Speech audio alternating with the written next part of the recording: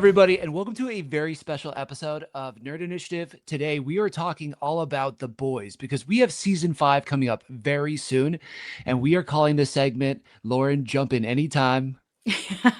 We're calling this segment Saturdays Are for the Boys, and we're going to be Pew, pew, deep pew, diving into pew. the comic books, which are actually a little bit crazier than the show, and we will be doing some comparisons to the show.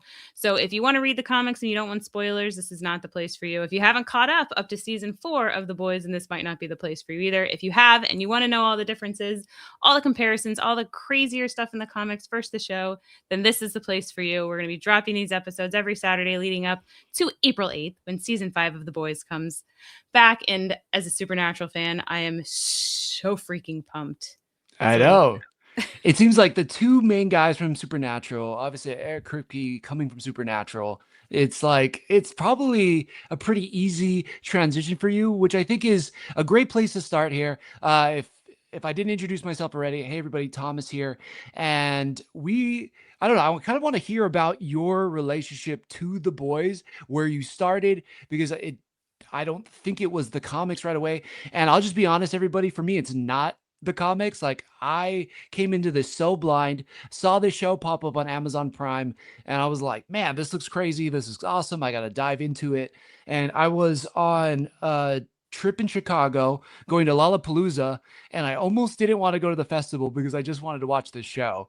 And that's how I started. What about you? How did you get introduced to the Boys universe?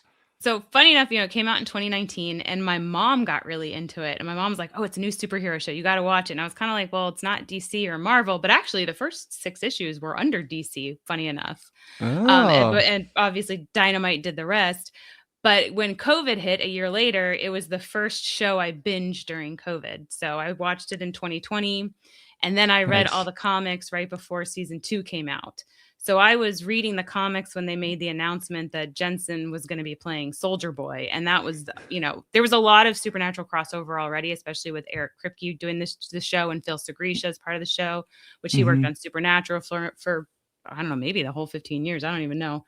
Wow. But so I was already really had like just sunk my claws into it. And like that just amped the excitement for me There for you sure. go. That's awesome. Because I know that there's kind of some differences in terms of like casting and all that stuff. But I think we're going to be talking about a lot of differences as we go through this. And why don't we just kick it up? Because we are talking about Omnibus Volume 1, which is issues 1 through 14. And as somebody who didn't read the books, who I think I know probably more than the average Joe, but I obviously did not read it. So there's some things I probably will get wrong. But yeah, let's kick it off and let's start it literally issue 1, which is the name of the game. Yes, so Huey is with Robin at a carnival. We kick off right there in a very familiar scene.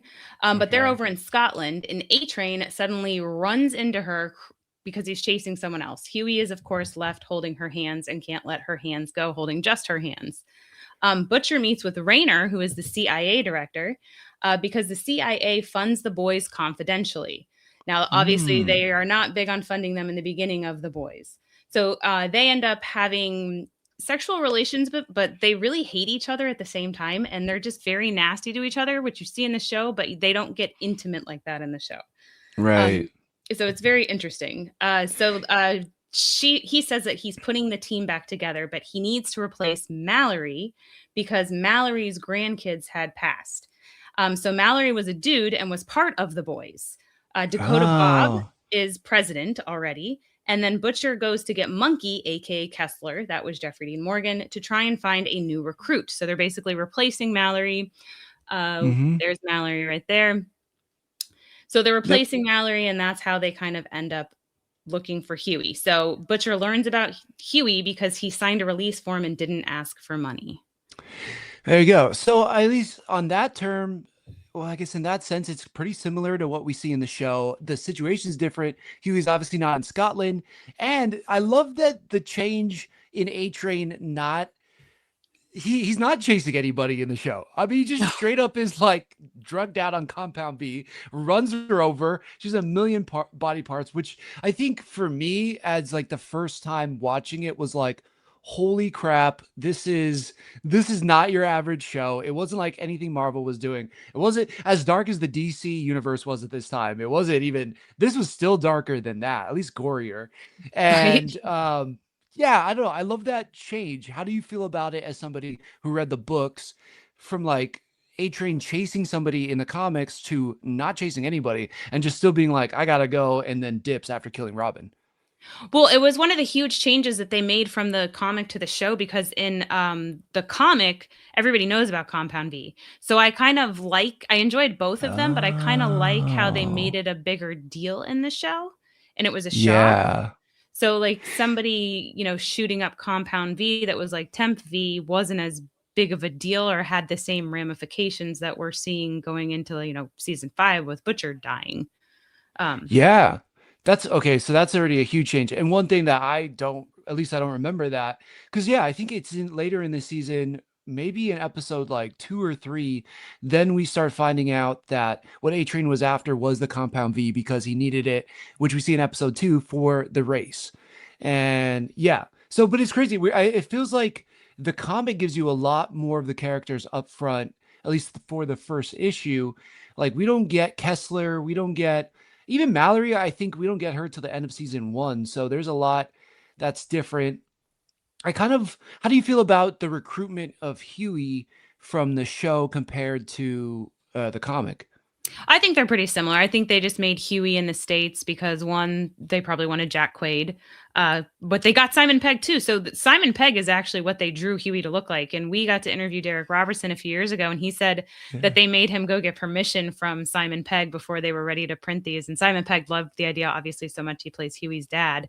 But Yeah. yeah, I thought it was very on par. And that was one of the things that I think was good that they kind of kept consistent because one of the questions we asked Derek was, which character do you think is the most consistent from the comics to the show? And he said Huey. And I think Wow. that's pretty spot on. Now, I will say a Nice. disclaimer. I first read these comics 5.5 years ago. So the only things that are going to be fresh in my brain is this first 14 issues because I read them this weekend. Yeah, yeah. Well, that's still more than I did. So you're way ahead of me. And I think that's perfect. We're going to have the follow ups next week, I think, on Omnibus too. But yes, I think that's one of my favorite fun facts is like Simon Pegg was the model for it. But they did it the right way. They didn't do it like what Marvel did with Samuel L. Jackson, which was like they just modeled it after him. And then later Mhm. on was like, hey, if you don't sue us, do you want to play him in the movie kind of thing? Right. And yeah, so yeah, I love it. All right. Well, do we want to move on to issue number 2? So, number 2, the name of the game, part 2. We meet Butcher's dog, Terror, and we meet Frenchie the female and MM. MM is already divorced, but the ex is kind of a deadbeat, and he's raising Janine all alone. But she is a teenager in this, and Butcher goes to Scotland to tell Huey Mm. that he wants him to join his team to fight Supes. He leaves Huey with an envelope of cash and tells him to come to New York. And so here you see MM and his, daughter and wife. So obviously that's a very different situation. I love the Flava Flav necklace. Yeah, yeah. That was great. And it's totally, I think what I love about this universe, and I don't know if you get the same feeling from it, but it like parodies our real life so much. Like you could see on any given weekend, depending on your friend's age and whatnot, you could see their kids' birthdays very much like with Spider-Man or Captain America or Iron Man. And this show just parodies it like, I don't know, spot on to me. Yeah, almost a little too scary these days with how many things they've been like predicting. Yep, yep. Especially as you get onto the later seasons, it's very creepy. But shout out to Kripke because he does a great job of like capturing the ludicrousness of kind of our real world right now. Hmm. Um, but yeah, in the show, we also see like at this point, Translucent has tried to attack Huey because Huey plants the bug in the Seven's headquarters. He follows him back to the AV shop, and then Butcher kind of helps stop Translucent. And then in episode 2, they're trying to figure out how to basically just kill Translucent. And we're introduced to Frenchie by basically suggesting they should put a bomb up his butt. Is the translucent Acid part of lotion. it? Exactly. Yeah, yeah. Is that something that's also in issue 2 with translucent, or is that something done just for the show? I don't think we've seen translucent yet in the first omnibus. I don't remember where he shows up. So they actually change around some of the 7 people. So the Okay. first 7 meeting is in issue 4. And it's Homelander, Starlight, who's recently replaced Lamplighter, Maeve, Black Noir, A Train, The Deep, and Jack from Jupiter. So it's Oh, a little okay. bit different. And the only time we see Jack from Jupiter in the show is when Lamplighter is watching pornography and Jack from Jupiter is in one of those movies. Okay, okay. I've heard that name come up a bunch, and I feel like it was referenced somewhere in Gen V, and then probably Oh, it yeah might have been in referenced in there too. Yeah. I yeah think that's one of the things I love about this universe too is like they're not following the comics to a T by any means, but there's so many just nods and little things. And even in rereading this, I'm like, oh yeah, that's cool. That's cool. Because like you said, like Kessler yeah doesn't show up till season 4. right yeah So and yeah. Kessler's in Uh, the very beginning.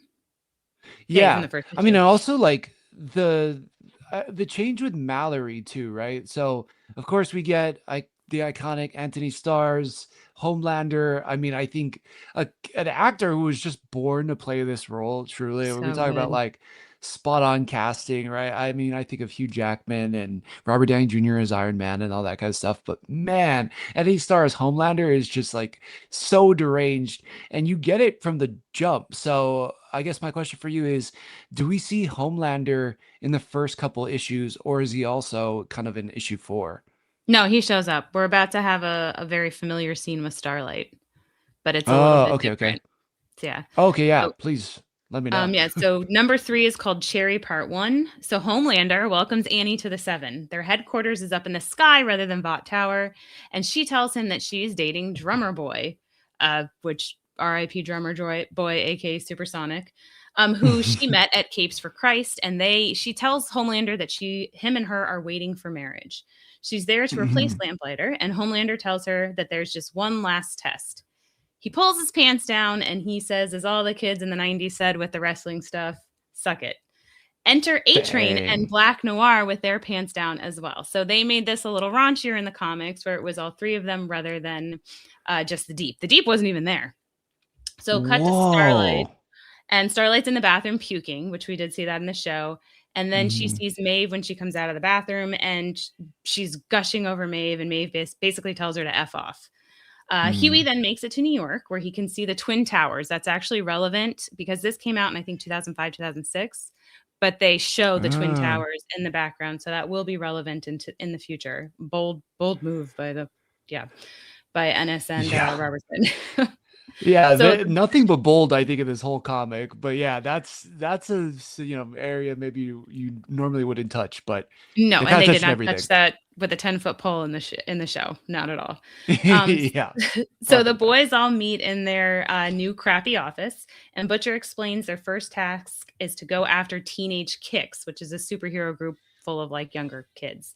Not kids, they're Okay. adults. It's where A Train actually started. Pop Claw's there, A Train's girlfriend in the show, and Gunpowder, who is Soldier Boy's sidekick, and Dognot, who we saw in Gen V. Hmm. And that's how that episode wraps up. They got their first mission.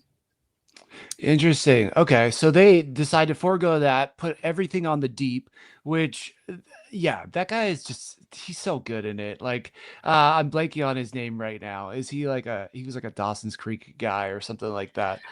Yeah, yeah, Yeah, Gossip Girl. Gossip Girl, Gossip Girl. Yeah, yeah, yeah. Yeah, Possibly. I don't know. I haven't watched that stuff, but he's so good in it. He's a yeah. lot more serious. Yeah, we got Lamplighter up That's right Lamplighter. there. And but man, the deep, such a creep. Didn't mean to make it rhyme, but it just naturally did. Yeah. It works. um, it works. So I think that's such an interesting twist because rather than just making Homelander an outright disgusting person, you're kind of a little bit unsure about him in the show. Like you notice something's off, but it gets progressively worse and worse. And you're basically told everything you need to know about him by the end of the episode because he basically lasers down the plane that has that senator on it or something who is trying Oh, to yeah. blackmail Vought. And yeah, And I'm the trying I kids on like the plane too, yeah. totally. And it just Yeah. completely like ruins everything. But you kind of see him like slowly start to become more and more deranged. You also, when you first meet him, he's with Maeve stopping some criminals, and some kids are talking about like the new movie coming out. And Mhm. so he very much seems like a hero. And it is, I think, again, more and more exposed. I don't know. I guess how do you feel about the reveal of Homelander in the show compared to the comic story? I think I like the show better. It was like same with Invincible. I felt like I liked the comic Invincible better with Omni-Man because it was a slower burn in the beginning. And in the Hmm. show, it was a slower burn with Homelander.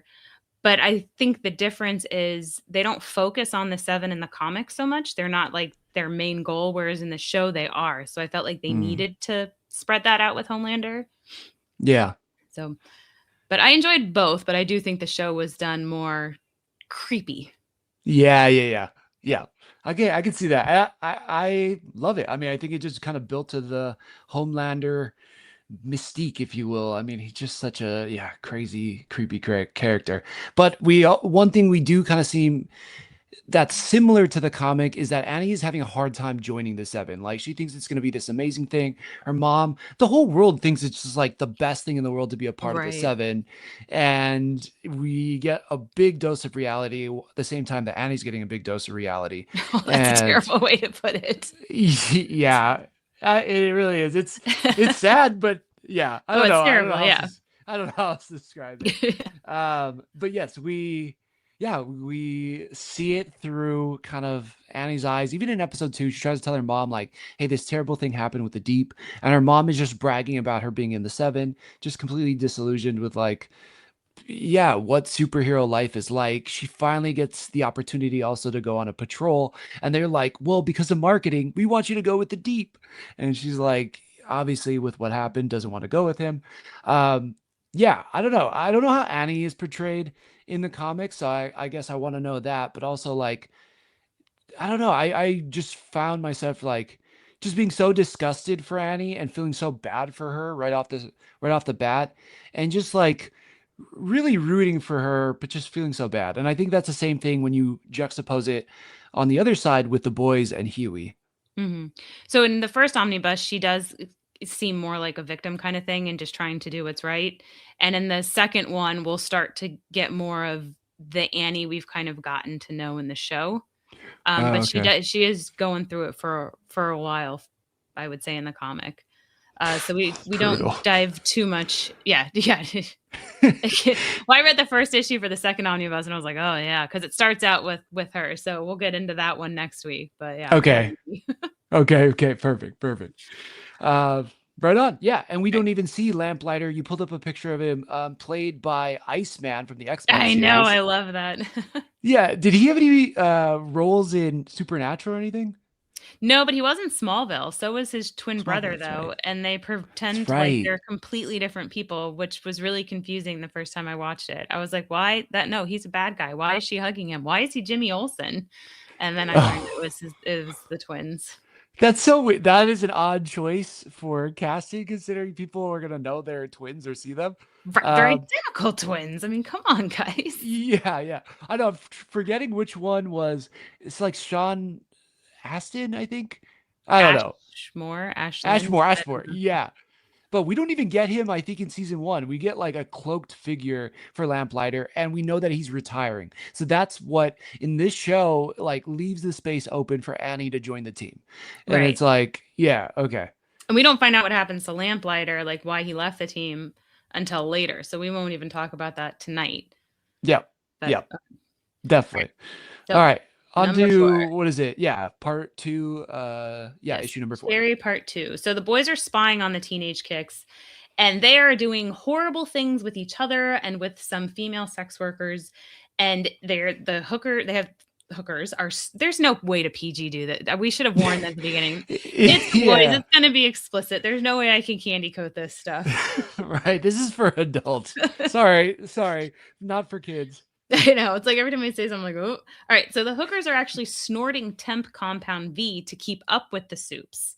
Oh. Starlight is attending her first meeting of the seven, and like we said before, it's Homelander, Starlight, Maeve, Black Noir, A Train, the Deep, and Jack from Jupiter.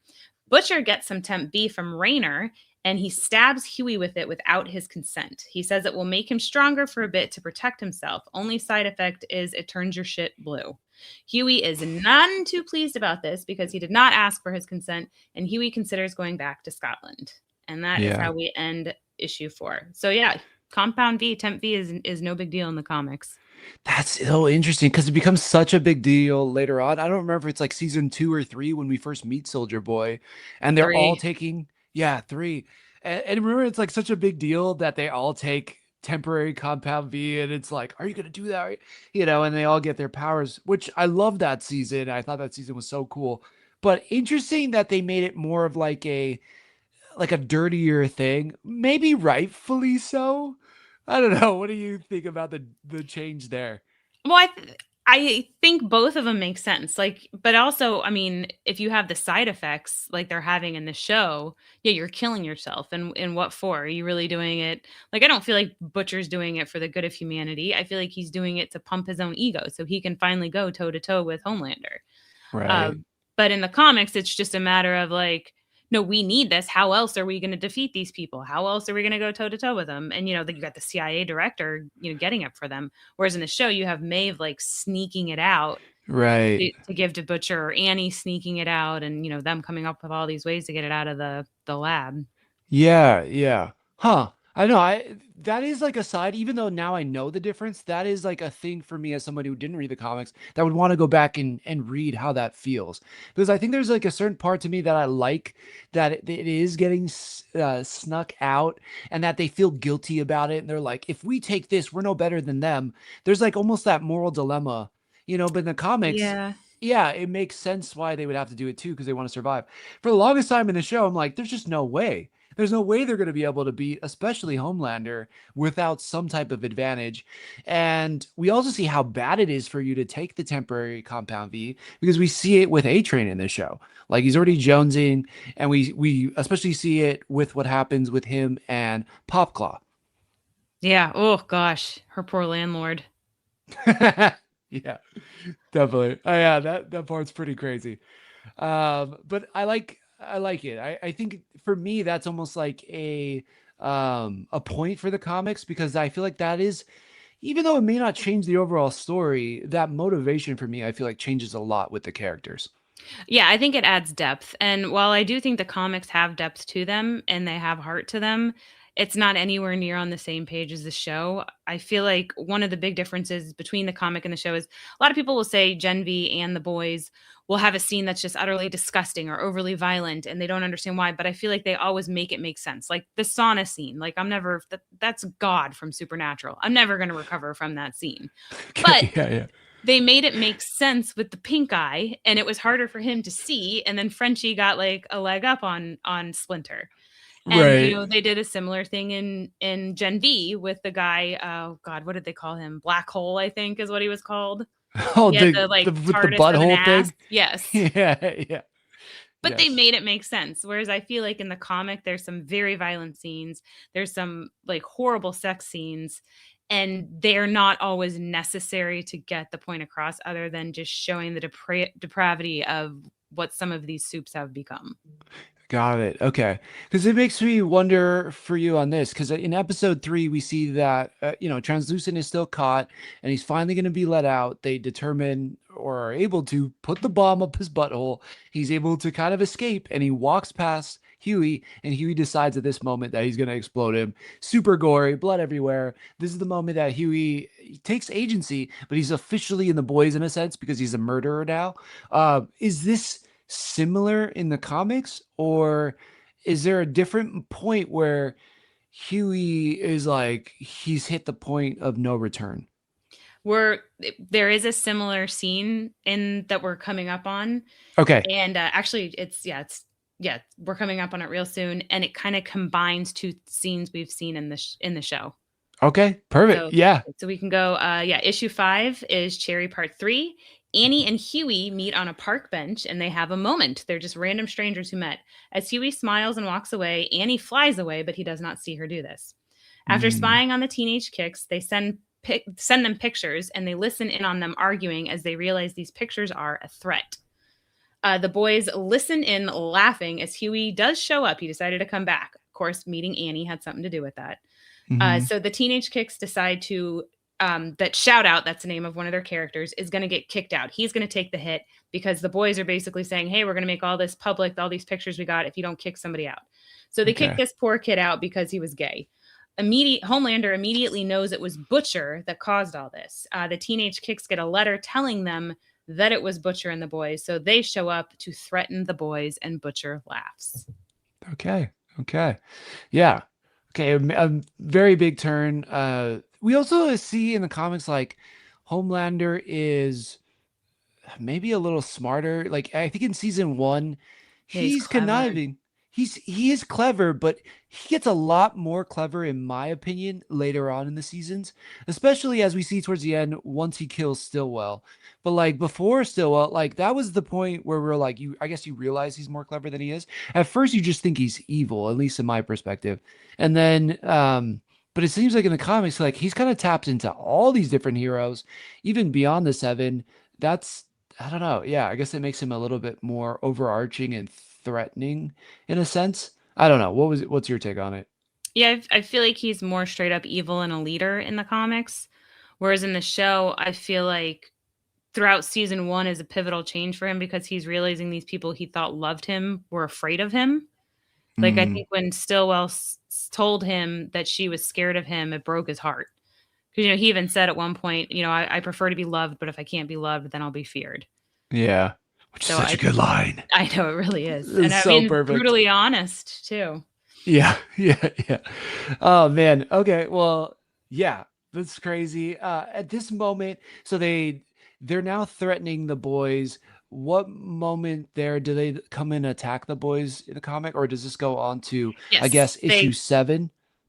yeah, well, in issue 6, we pick right back up, and we're about to get Issue to that 6. scene where I was talking about with Huey. So, number 6 is Cherry, the conclusion. So, the Hmm. teenage kicks basically get their ass handed to them by the boys because they all have temp V. And Huey goes to defend himself against a character called Blarney Cock. He puts his fist right through him, accidentally killing him and ending the fight. So, this is, I think, a nod to him killing Translucent because it's his first kill. Hmm. And the first time he takes Compound V when they find Soldier Boy, I think it's in that one. One of the times when he's taking in the Temp V, he puts his arm straight through someone. Yes. Yep. Yep. I remember Um, that part. Okay, so that's the nod to the comics. We would just get it in a later season. yeah. Yeah, that's what's I think so cool too is like there's stuff in season 4 that's from, the beginning of the comic and vice versa and it's all over the place. So here's Got it. another nod to season 3. Do you remember the hamster Jamie that has superpowers in Russia? Yes. Yeah. Yeah. Okay. Yeah. Yeah. Well, in the comic, see, this is one of these things that is not really necessary. In the comic, after Blarney Cock is killed, the hamster crawls out of his ass, and Okay. Huey adopts it and names it Jamie. Um, Okay. as Huey struggles with what he did, Butcher tells him that a soup raped his wife. So that is similar to the show. He Mm-hmm. said one day, though, he woke up and she was dead. Her guts were everywhere, and there was a soup baby with laser eyes that he had to beat to death with a lampstand. And Butcher has scarring Ugh. on his arm from the laser vision of the baby. But Which I guess would be a nod to the show too, with the laser yeah, eye. I remember that trailer, like when season 1 first dropped, you saw him with the laser-eyed baby, and he's like shooting him around the room, and he's like, that's where you get the first like diabolical, yeah. and yeah, and immediately, yeah, it transports me back to like early 2019, seeing that trailer and being like, this show is gonna be insane. Yeah, it is insane. And it just gets more and more insane. Yeah. So Butcher then, he's trying to calm Huey down. He doesn't want Huey to feel bad for what he did. He didn't mean to do it. Butcher then explains that soups get away with 60% of people dying during a save as opposed to normal rescuers, which 20% is like acceptable. Hmm. Because people are scared of the soup, so they let them do more of what they want. Also, while President Dakota Bob may hate soups, Vic the Veep does not. He loves them. So keep in mind, though, Hmm. those are the people that are running for president in season 4. Bob Singer is Dakota Bob, which, Hmm. fun fact for Supernatural people, obviously, the actor. Are you familiar with Supernatural at all? Nope. I Okay. tried to get into it. I have not yet. Okay. So Jim Beaver plays Robert Singer in The Boys, and Okay. that's Dakota Bob. In Supernatural, Jim Beaver plays Robert Singer, and he's from Dakota, South Dakota. Wow. My Yeah. brain's all tangled up, but it seems like, all right, they're like using It's, different it places and stuff for names. It worked out beautifully. So Jim Beaver is in Supernatural throughout the whole thing. He's like And their that's his like surrogate real dad. name as the actor, Jim Beaver. Jim Beaver's his real name, yes. So Okay, there's okay. one of the guys who like runs Supernatural was actually named Bob Singer, and they Yeah. named him Bobby Singer after him in the show. And then when he got cast to The Boys, it Yeah. just worked out that that was Dakota Bob, and they made him Robert Singer. Oh, So okay. And yeah, Dakota Bob is nickname. Dang, that's yes, crazy. So he's played Bob Singer in like 2 roles in yes, like both Zuko. run by Eric Kripke. Yes. That's so great. That's amazing. But Vic the Veep is obviously a very different person as we get Victoria Newman in the show and not a guy that does not Mm, look mentally all there like we do in the comics.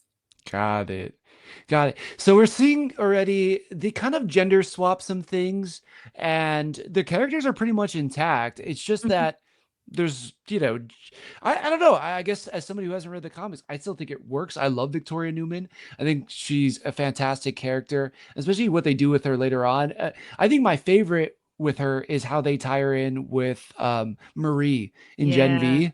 That was really well done. But okay, how does she differ in the comics, or have we met her yet in the comics? And how does she differ?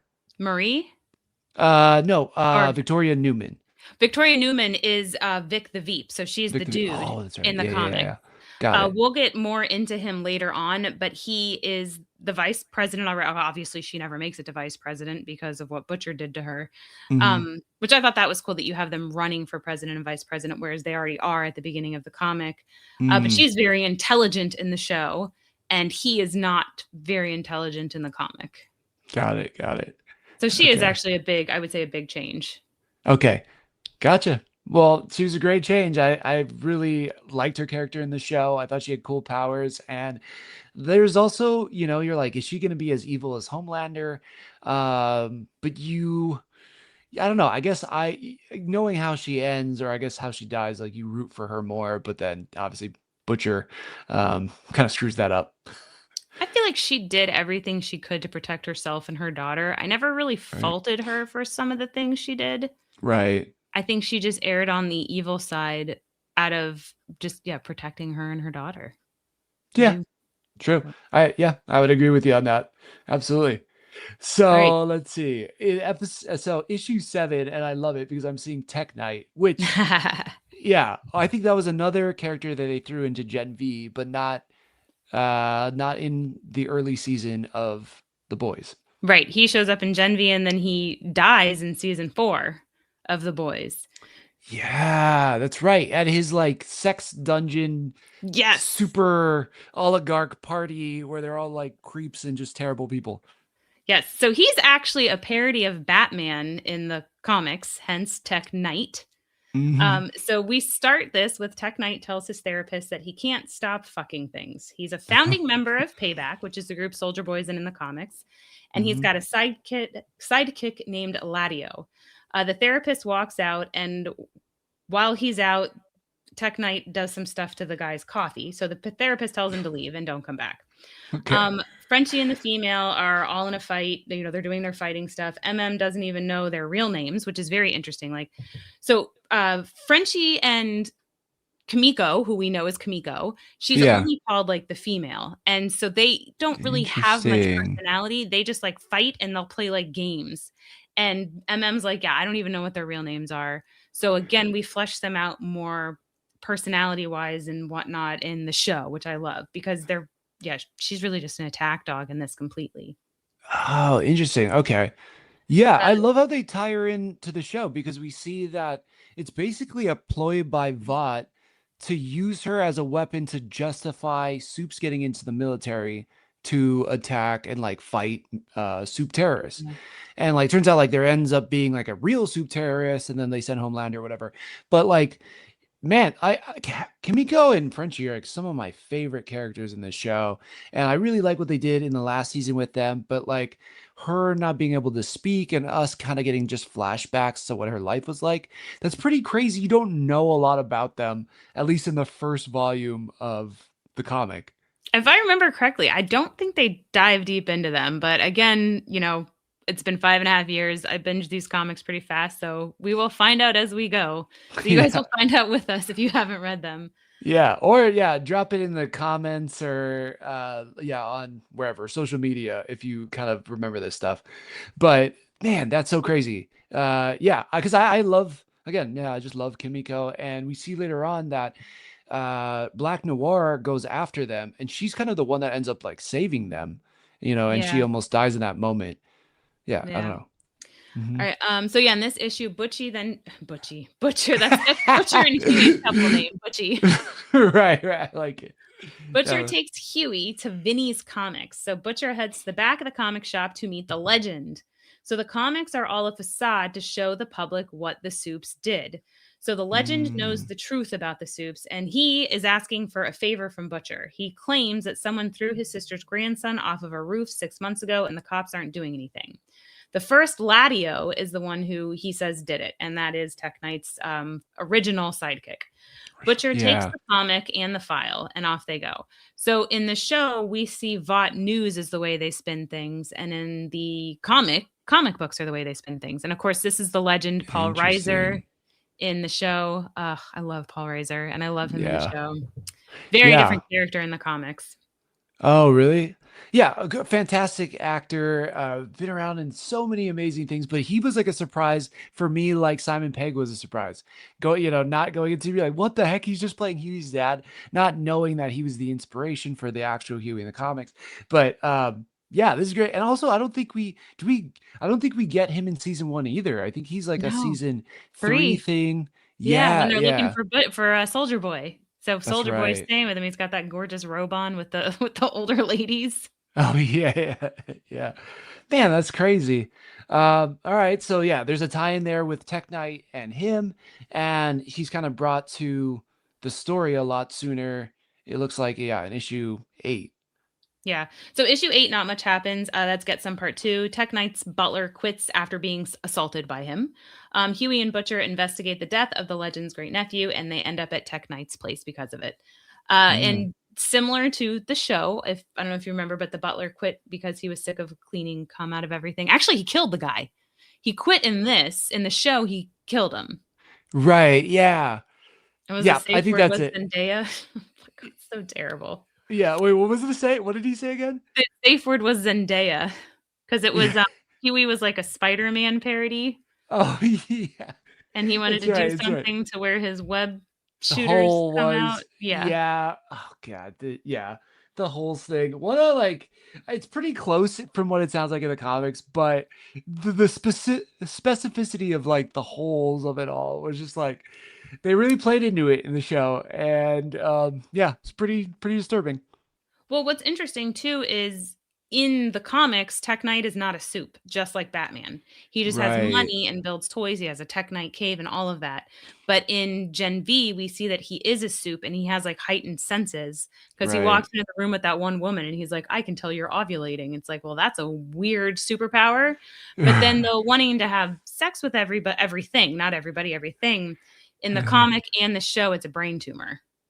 So that was weird. Right. That's right. Yeah. Doesn't he eventually like he kind of in the comics like and stop me if I'm gonna like spoil something, even though we're kind of spoiling everything. Doesn't he end up like actually stopping a meteorite and like actually saving people at the end? Yeah, we're gonna get Yeah. yeah, it's coming up, yeah. Okay. Right on. Yeah, so he got a good going out in the comic. In the show, he got a oof, nasty going out, killed by Alfred. Come on, man. Yeah.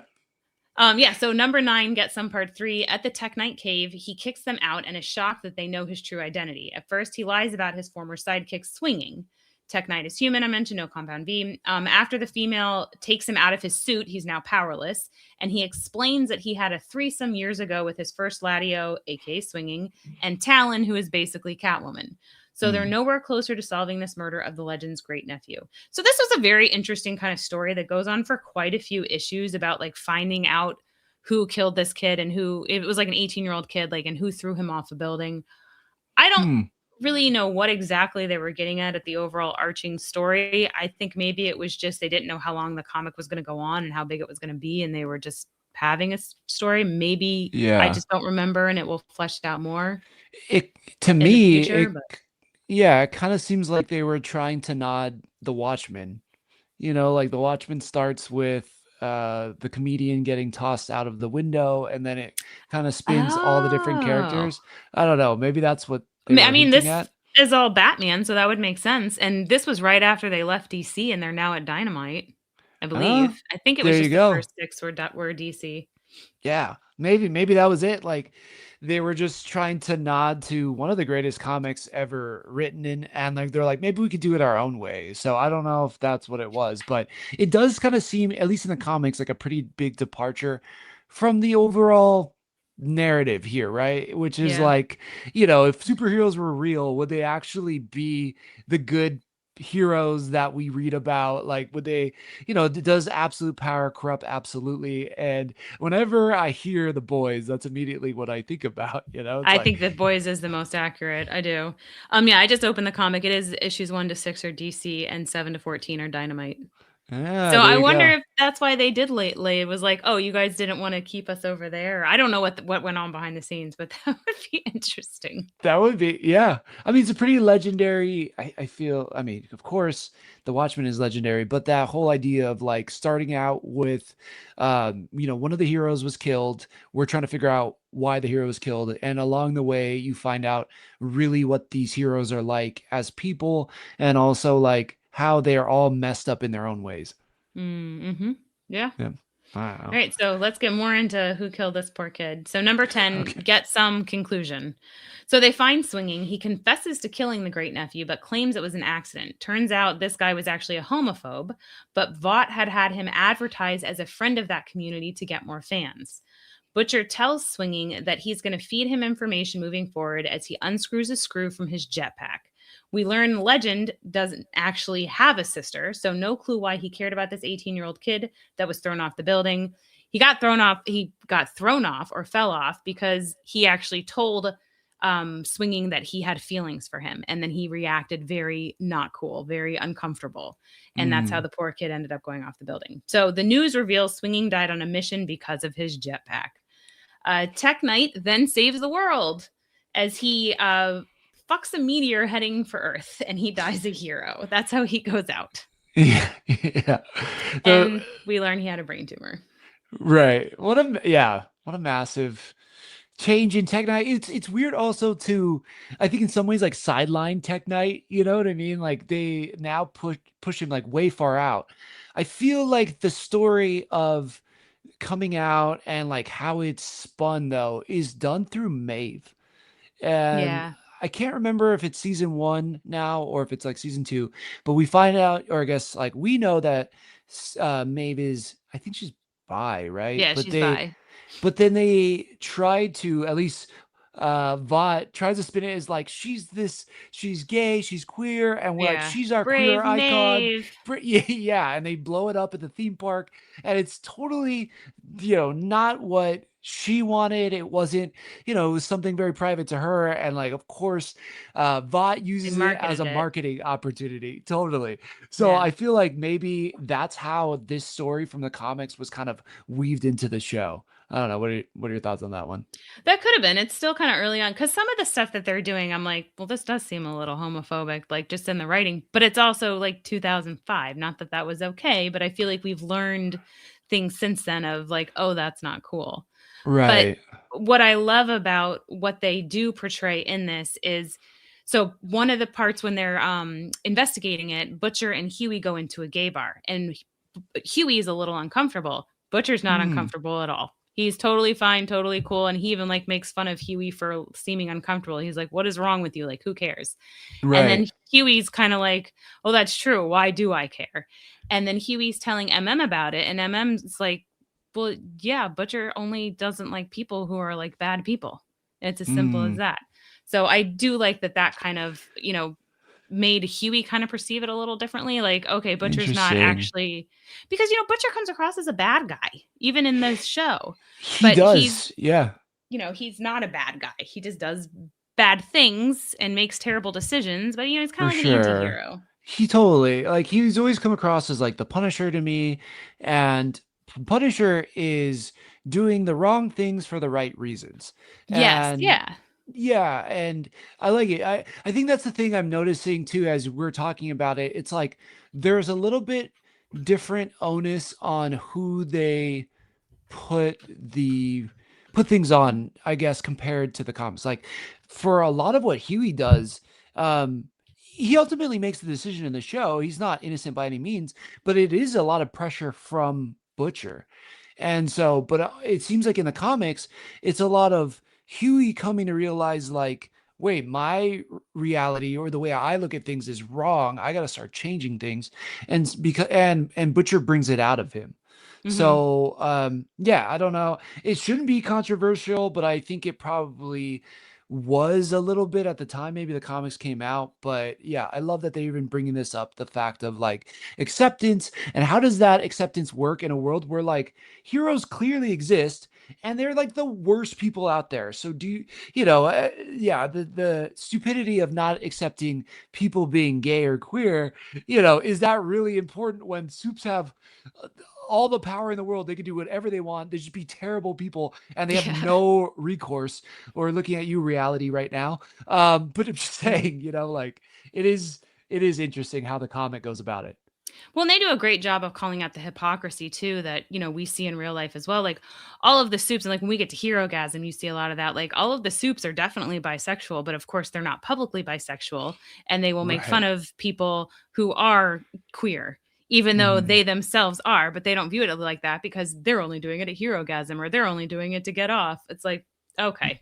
Right, right. Which I think is a perfect kind of segue into, I think it's called episode 5, Good for the Soul. We have the Believe Expo, which is like the super Christian Yes. expo, With and Ezekiel? obviously, yeah, with Ezekiel, and he's got Mr. Fantastic powers, he stretches, but he's like terrible. He's obviously being super hypocritical. He is into men as well. There's like the pictures that come out, and then he tries to like, I think it's like either murder Annie or murder Huey, and yeah, it just being a complete hypocrite, but Yeah, I forgot showing about that. how, yeah, like Vought is, they'll say and do anything to kind of feed the public whatever they can to keep selling them merchandise, to keep selling Mm, them tickets to the park and whatever. So yeah, yeah.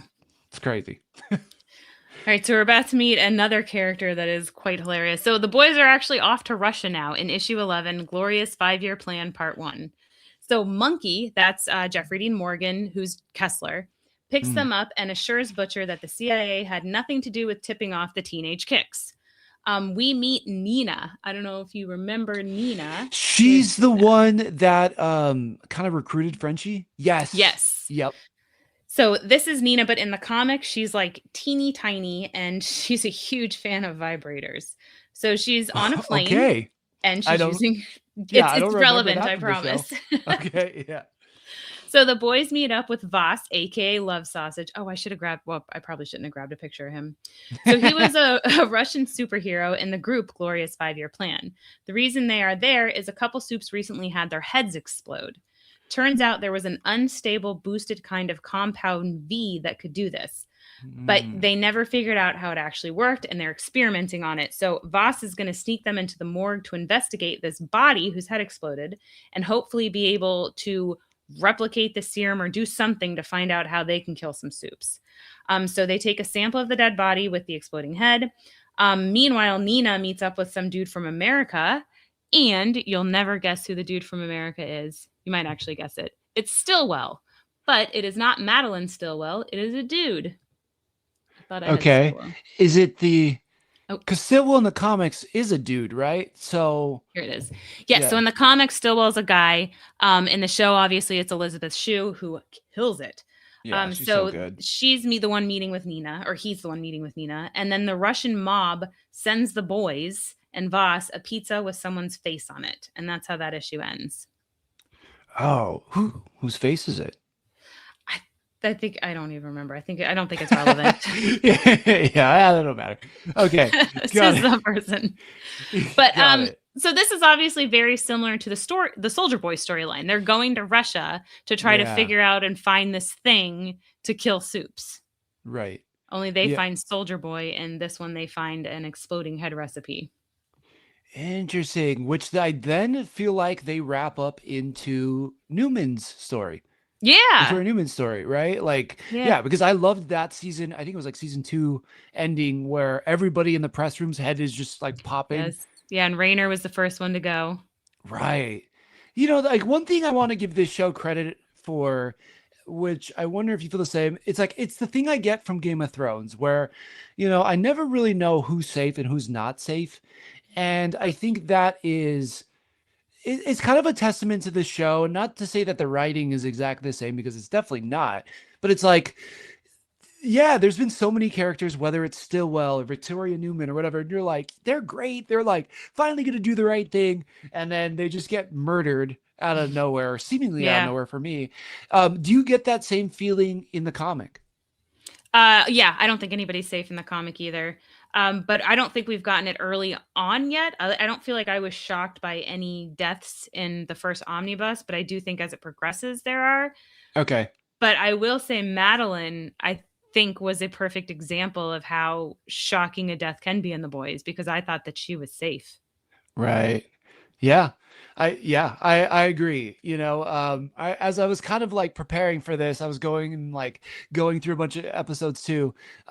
There's like the subtle hints too about how she controls Homelander. And I will say, as somebody who has a 3-month-old at home right now, all the baby bottles and the pumping and all that stuff Oh, I'd was, be livid. yeah, it was disturbing. It's even more disturbing now, but it's really subtly done. And I love that kind of uh yeah, it's just like, I don't know if restraint's the word, but there's just like little plants of, how she's able to get a Homelander wrapped around her finger and whatnot. But yeah, Mhm. I thought she was completely safe in season one. And so by the time we get to the end of the season, which again, don't want to spoil anything if you're going to take it away on the comic, but man, that surprised me. I won't spoil the end of the comic until we get to the end of the comic, because it's such Perfect. a freaking what the hell just happened end of a comic. Okay, yeah. I know some stuff about like the White House and everything, and I think that's where this season's going, but Mm, we'll continue with where we're at currently in the yeah. issues. I'm But loving I this. will say, I think probably Madeline and Stormfront are my two favorite gender swaps, because of what they were able to do with their sexuality to get control Mm, over Homelander. So I thought that that right. was a very interesting take, especially with Madeline doing the like mommy thing with Homelander is something that Stillwell in the comics could have never done. Plus, he doesn't really have much of a personality. He's very just like stoic. Right. Yeah. And I think it did a lot to give him personality in this season, at least in season one, which is like, this guy is so messed up. And for a long time, you don't realize that heroes aren't born, that they're being created. That's another thing where I'm getting it from the comic, that you kind of know that Compound V is the reason why these soups have powers. Right? They're not God's chosen ones. Exactly. And with Annie in season one, you think she realizes this too. She's mad at her mom at the end, that she's like, wait, what? You gave me Compound B when I was a baby, and that's how I got powers? And I that's why her thought, dad left. yeah. Yeah. Oh, yeah, that's right. I forgot about that part too. But yes, you feel like they are God's chosen ones, or it's a miracle that they've now been born with powers. And there's an added element to that, because if you've been trained like I have, wearing an X-Men shirt, you think, X-Men born with powers. There was the natural step in evolution. Some people got it, some people didn't. And the show, I think, plays to comic fans like that, because yeah, you think that they're just naturally born with it, and then it's flipped on its head, where this company has been manufacturing anything. And I think that provides a lot of story beats as the show progresses as well. Yeah, absolutely. Yeah. All right. So shall we go on to Glorious 5-Year Plan Part 2? So we're on number 12. So we only Okay, have let's 12, do it. 13, and 14, and then we have wrapped up Omnibus number 1. It's Let's like a go. lot happens, but it goes so fast in comics at the same time. All right. That's So true. Stillwell is working with Nina to get this soup killing drug going. Stillwell is still playing her, though. The boys catch the people who sent the pizza and they interrogate one. He tells them that the American is working with Nina and he wants the boys gone. So Stillwell wants the boys out of Russia. He doesn't want them there. He'd prefer them, 6 feet under. So Mhm. it has something to do with soups exploding in the sky. Voss, apparently, that's love sausage. He really loves communism. He keeps saying how much he loves communism. Okay. The boys do find Nina. Yeah, sorry. He's kind of like Red Guardian, that He's a in a hunt. sense. I actually have that in my notes a little further down. He is exactly like Red Guardian. Yeah. He's because like he even puts a suit on later and it's like too small and he comes out and when I was reading it, I was reading it in Red Guardian's voice. Like I Oh was my going to say God. Jim Hopper. I can't remember his Yeah, real yeah, name now. David Harbour. Yeah, Dave, yeah, there you yeah. go.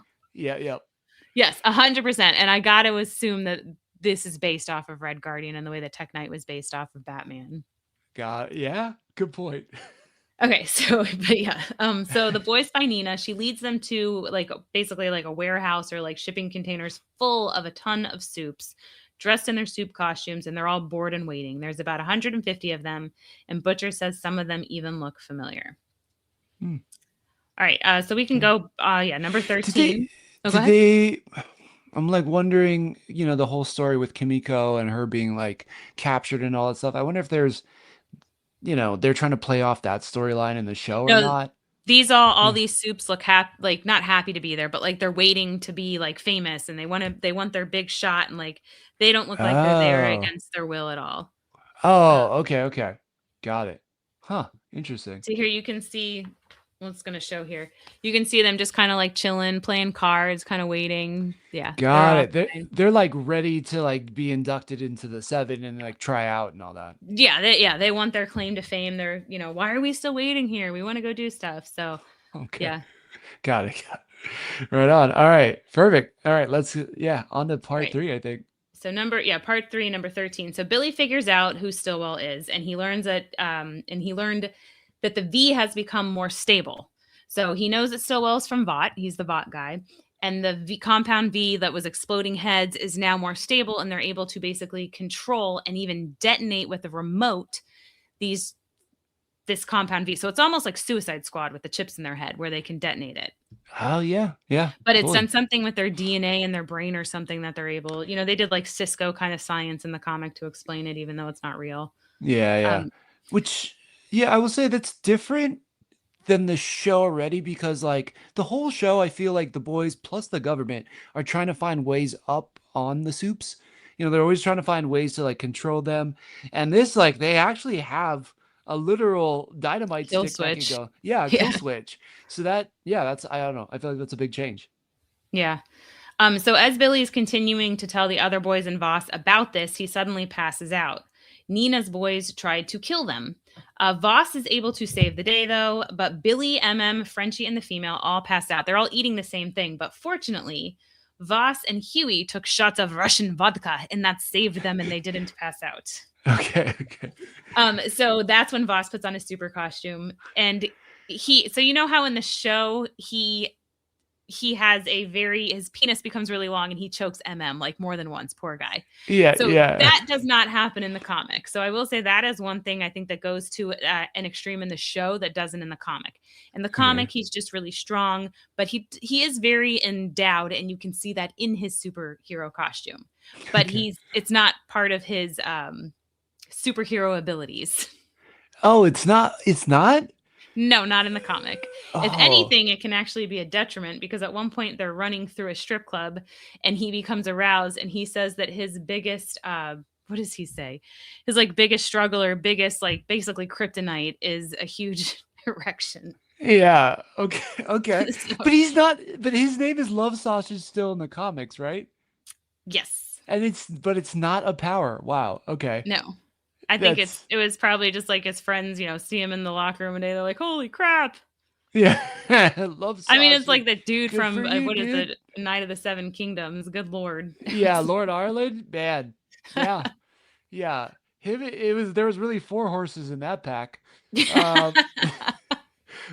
That's but good. yeah. Oh man. But okay, that's interesting because he's not necessarily like he's kind of a bad guy in the show, right? Like he's not totally a bad guy. He ends up in that facility and he chokes Mother's Milk where we first see Lamplighter, like the real Mhm. Lamplighter. And but in this one he's almost kind of like a good guy then, Yeah, right? he's like their friend. It was funny because when I was reading it, I thought I had remembered him turning on them, and I was remembering the poison in the soup, and that wasn't actually him. That was the other people. Oh, Because okay. for a second, Huey thinks it was him. But I will say in the show, though, we then see him later at Herogasm, and he's just there for a good time. So it seemed like he was just like fighting to get out of the facility, maybe. Right, right. Or yeah, exactly. They were like, if you capture them, we'll let you out or something. Yeah, Yeah. totally. That's a good point. All right, so let's wrap up our first omnibus in Russia. So number 14, Gloria's 5-year plan conclusion. So Voss and Huey attack Nina's guys and then try to stop Nina, and they actually see her plane go boom as they go up there. Turns Okay. out Butcher had put a bomb in her vibrator, so when she turned it on, it exploded. So when they got into the air, she turned it on, and boom went the airplane. Vought Okay. wanted to kill her anyways, and they were already in the process of doing this, but Butcher wanted to give the pilots a chance. Unfortunately, they still passed. CIA Okay. then tells Butcher to back down, come home. We can't get involved. They can't know that America has anything to do with all this stuff going on in Russia. Do you know how that would look? And yeah, it would look bad. So he explodes the 150 soups to prevent a coup between Vought and Russia. We end with Stillwell on the phone with Homelander, telling him it will all be fine because Homelander's very upset that Butcher and the boys did not get killed. And Mm. Stillwell tells Homelander he can get over it, or it will all be fine, or he can even grow a pair. So Stillwell's talking down to Homelander. And then Wow. as we see Stillwell in his plane coming back into New York, they once again focus on the Twin Towers. And that is how the Okay. first omnibus wraps up. Okay. Very, very different. Just so I can kind of summarize where we end in season one with the boys, episode 8, You Found Me. The boys attempt a major strike on Vought and everything goes sideways.